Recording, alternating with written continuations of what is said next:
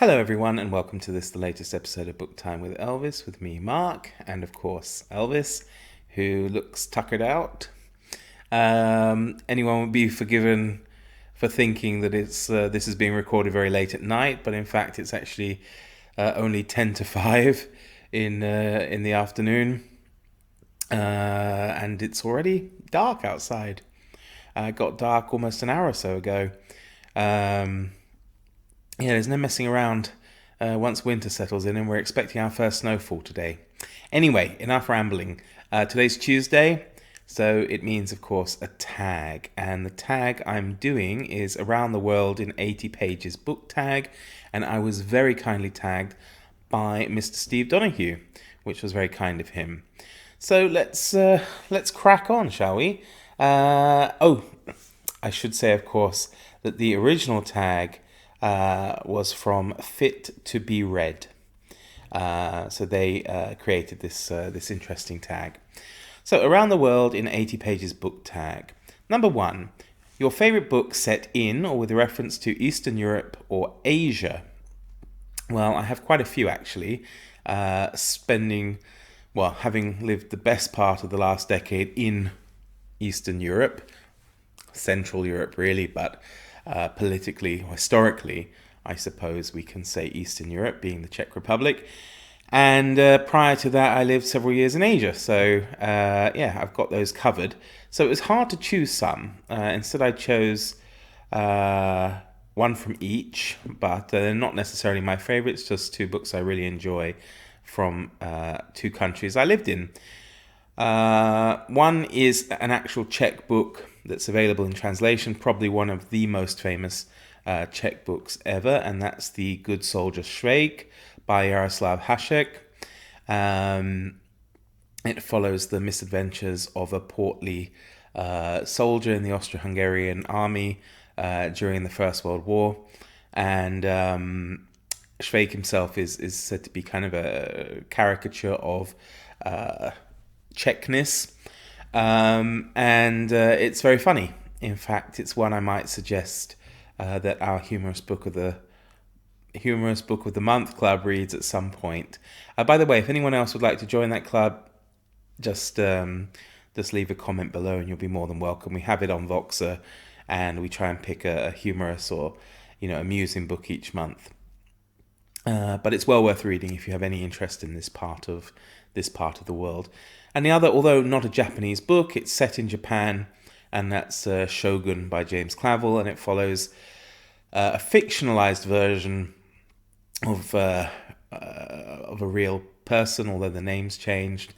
I think I can't remember. Blackthorn, I think, is the name of the main character, and that's based on the real life William Adams, and it's about an Elizabethan sailor who ends up shipwrecked in the start of shogunate Japan during the time of Tokugawa Ieyasu, and he gets involved in all the political intrigues there. And it's also a fantastic book, which I hope to be hosting with Noah from Everyone Who Reads It Must Converse. Hope to be hosting a read along for March of the Mammoths in March, but that's not confirmed yet, so we'll see. Hopefully he's still up for that. Number 2, booktubers from a country other than your own that you regularly watch. Well, I used to watch a lot more. I've been extremely busy, like a lot of people. Of course, I don't like saying that I'm always the only busy one. Everybody's really busy, but I haven't been able to watch as much as I normally watch. So I've chosen 3. They're all based in the US, and it's primarily because I have read a lot with them recently. So they are the ones I've watched recently, and that, of course, is Summer Cozy Reading with Quaker Cats, Vin at Revenant Reads, and Very Literary Carrie. Carrie, of course, at Very Literary Carrie. And that's because we've read some books together in the last month or so. Most of the booktubers I watch tend to be based in North America. I guess perhaps that's because That's where most of them are, at least in our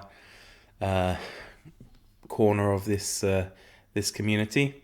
So yeah. Number 3, a book you DNF'd before 80 pages.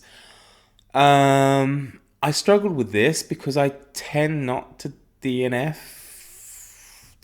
books. Instead, I just pause them and 90% of the time go back to them later and try to finish them.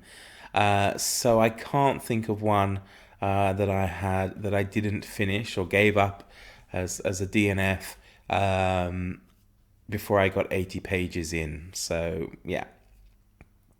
Number 4, a book you settled for and picked up in an airport or anywhere and ended up pleasantly surprised with. Well, yeah, actually, this goes, I think, to the second video I ever made on BookTube. And it's a fantastic book, and it's Ancestors by Frank Ching. Anyone interested in Asian, specifically Chinese history, should read this. Frank Ching, he follows the history of his clan, the Qin clan, or Qing, more kind of different version of it. And it's fascinating because the story of his clan or his family through the years is kind of a history of China in microcosm, and it's really, really readable, enjoyable, fascinating, entertaining, and unputdownable. So I would thoroughly recommend that for anyone who has an interest in Chinese history. Yeah, I picked it up, by the way. Sorry, I did pick it up in Hong Kong airport. And I kind of thought it might be good. I didn't know anything about him. And I was, extremely surprised with how good it was. Number 5. In Jules Verne's classic Around the World in 80 Days, Phileas Fogg is a perfectionist, more concerned with his perfection than the amazing places he travels. If that doesn't resonate, describe in which ways you're a perfectionist when it comes to any of your bookish habits. I suppose if I can say I'm a perfectionist in that I have to finish, and whether it means I can put a book aside for quite a while, maybe even a year, and go back to it, but I have to finish it. I get, it kind of causes me a bit of sleepless nights if I think, I really should go and finish that. And also, if I skip anything inadvertently, like, I don't know, if I've, missed a couple of lines, or I've got somewhere and thought to myself, actually, I've missed something here, I have to go back and find out, what it is and make sure I've read the whole thing. I think this is part of my problem, being quite a slow reader. Number 6, your favorite book or books set in or references or linked to Africa. Again, I have quite a few, but I've chosen 2 that have stuck with me over the years. One is The Power of One by Bryce Courtney. This was a beautiful book set in South Africa from the beginning of the Second World War. It follows the life of an orphan boy called PK, a white South African, and then he gets involved with the anti-apartheid movement, and it's a really, really excellent read, and again, I would recommend it to anyone. It's very moving as well, and actually the film wasn't that bad. There was a film made in the early 90s with Stephen Dorff. You don't see him around much these days, and Morgan Freeman. And it's it was all right. It was all right, but the book, of course, like usual, is much better. The other is The Ice Cream War by William Boyd. He wrote a couple of books set in Africa. Another one was A Good Man in Africa, which is also very good. But The Ice Cream War was interesting because it was a historical fiction based again on real events, and it was about the war in the colonies, the First World War, how it affected the European colonies in Africa, and the British especially trying to track down this small force of Germans and African troops who were fighting for Germany under, I can't remember his name, Field Marshal or General von Löwe or something like that, if I remember rightly, but I don't remember. But it's very interesting because this small band of German Allied soldiers, soldiers allied to Germany, of course, during the First World War, caused havoc and were able to defeat much larger Anglo-Allied forces. So it was a very interesting book. Number 7, judging by only the first 80 pages, the best book you have read, and then by the last 80 pages, the best book you've read. I couldn't think of this one. Really, nothing sprung to mind for me on this. I find it very hard to judge a book just by either the first or last 80 pages. I have to take it, I suppose, as a whole. It is possible that a book could, lose points with me in the last 80 pages, perhaps. Something that, I don't know if it was the last 80 pages, but certainly it was the last chapter. It's one I talked about recently, which was Napoleon: A Life by Andrew Roberts. The last chapter detailing his exile on St. Helena was really interesting. And although the whole book is fascinating, this was something I knew very little about, and it kind of, nudged it up for me from being a really good book to being a really, really good book. That's all I can really answer for that. A book you love that predominantly features an ethnic or local cuisine, some way prominently featured, or even if just a standout cameo. Actually, the book I'm going to choose is a book about food. It's a memoir. And it's called Shark's Fin and Sichuan Pepper, a sweet and sour memoir of eating in China. And it's by the British food writer and chef Fuchsia Dunlop. And it just details her adventures of living in China, specifically in Sichuan province, and her life there at culinary school. And she includes different recipes within the book, and it's just a lovely, charming read, and it resonated with me because I've been to Sichuan province, I've been to Chengdu, and I could easily imagine a lot of the stuff that she ate there. Although I also ate a few things I wish I hadn't, but certainly drank a few things I wish I hadn't as well. Next, the last travel or other non-fiction book you looked at or read featuring a city other than your own, and do you have a story? Well, I looked back, and the last non-fiction book I read that somewhat prominently features a city is SPQI History of Ancient Rome by Mary Beard. It, of course, features Rome. A different Rome to the Rome of today, of course. And do I have a story? Well, I've been to Rome. I had a run-in there, actually, with pickpockets. It was back in, when was it, 98?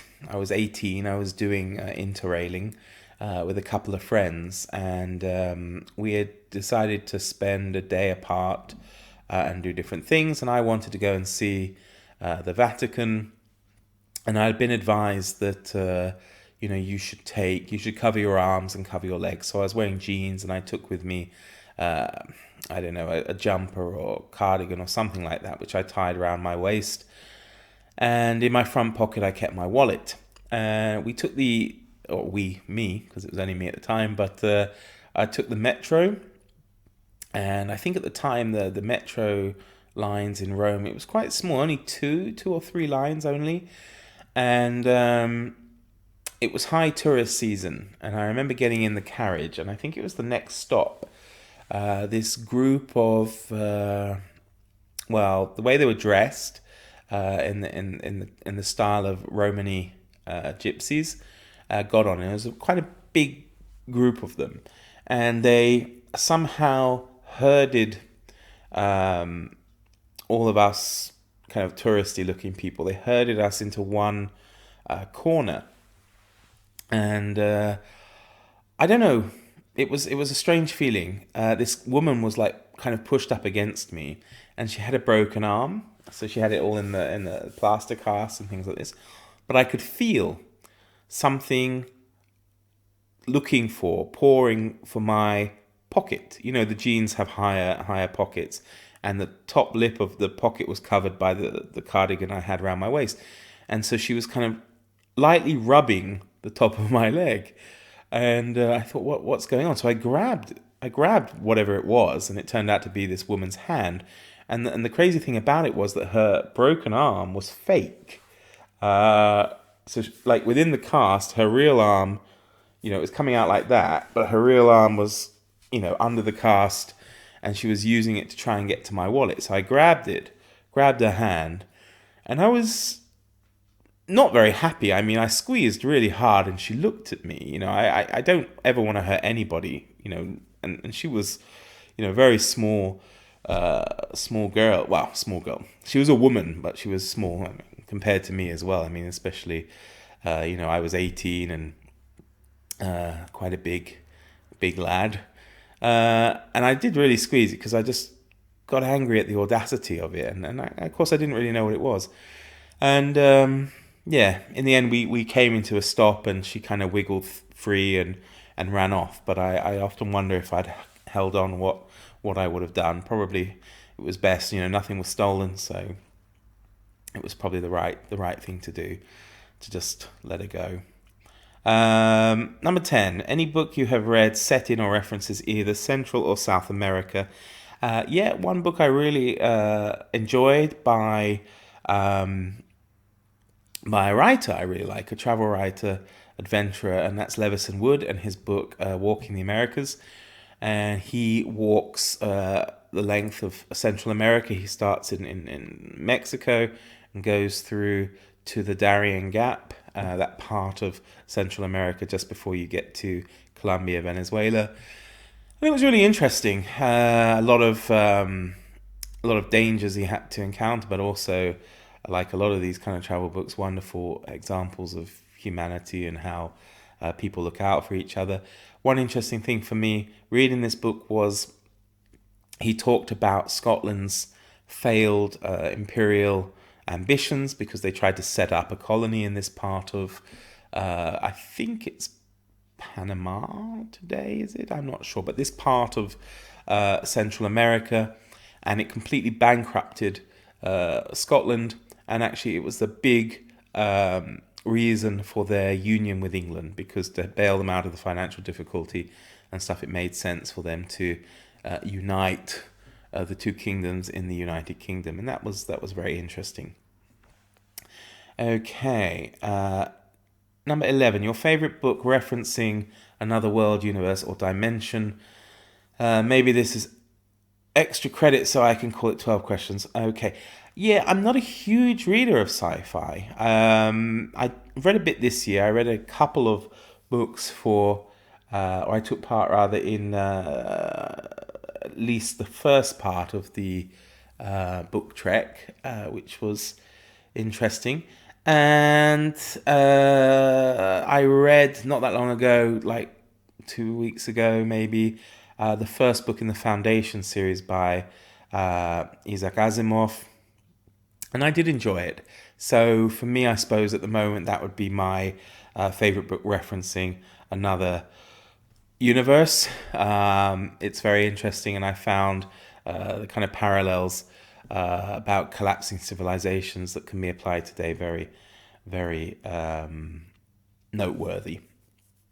Okay, number 12. In Rita Goldman Gelman's Tales of a Female Nomad, Rita left an an elephant. Sorry, left an elegant life in Los Angeles to follow her dream of connecting with people and cultures all over the world. Your dream read, to read in any dream location, real or fictional of your choosing. Actually, I don't travel as much these days as I used to.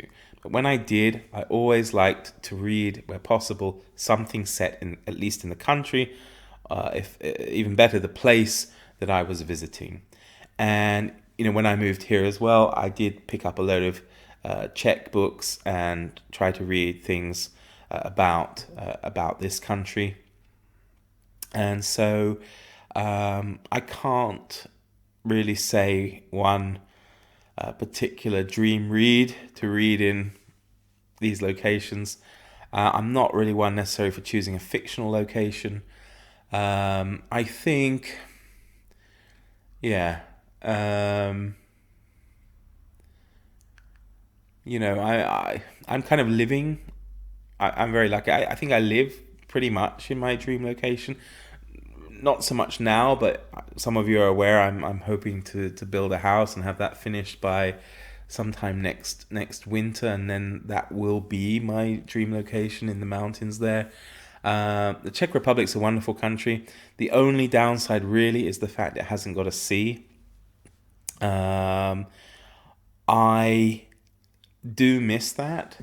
I see my future here, for a good many years, if not for all of them. But I would like perhaps maybe to take a great book about the sea and read it by the sea. So I guess sitting somewhere on the south coast of England, maybe reading Treasure Island, especially the first part set in the Admiral Benbow on the Wild Coast, somewhere like that, would be close to my kind of dream read in dream location. So in a roundabout way, I got to answer the question there, didn't I? Okay, that's it. So there's 3 tag challenges. Tag challenge number 1, tag a channel that has 80 or fewer subscribers. If you cannot, then you must tag a channel with more than 80,000. Jeez.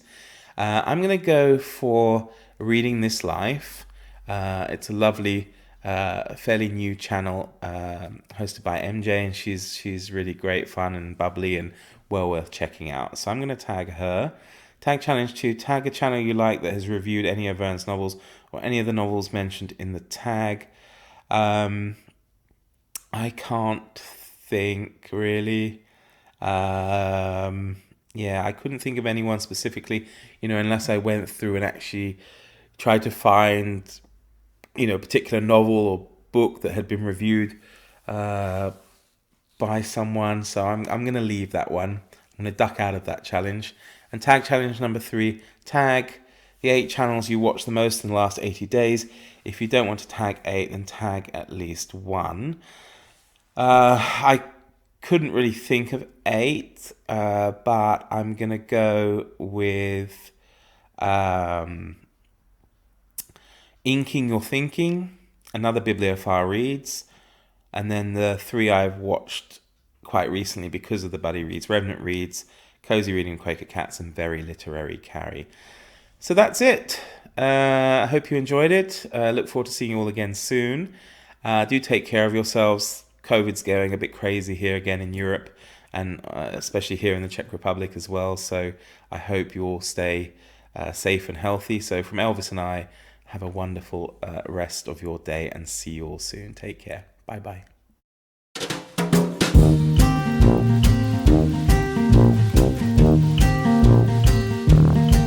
Better